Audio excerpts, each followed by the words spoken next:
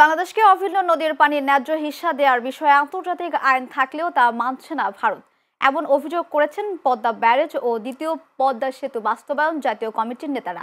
তাদের মতে ভারতের পানি আগ্রাসন ঠেকাতে হলে প্রয়োজন সাহসী ও দক্ষ নেতৃত্ব।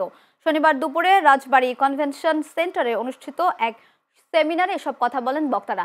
পদ্মা ব্যারেজ ও দ্বিতীয় পদ্মা সেতু বাস্তবায়ন জাতীয় কমিটি রাজবাড়ী জেলা শাখা এ কনফারেন্সের আয়োজন করে। বক্তারা বলেন, ফারাক্কার বিরূপ প্রভাব মোকাবিলা এবং দক্ষিণ পশ্চিমাঞ্চলের আর্থ সামাজিক উন্নয়নে পদ্মা ব্যারেজ ও দ্বিতীয় পদ্মা সেতু বাস্তবায়ন এখন সময়ের দাবি।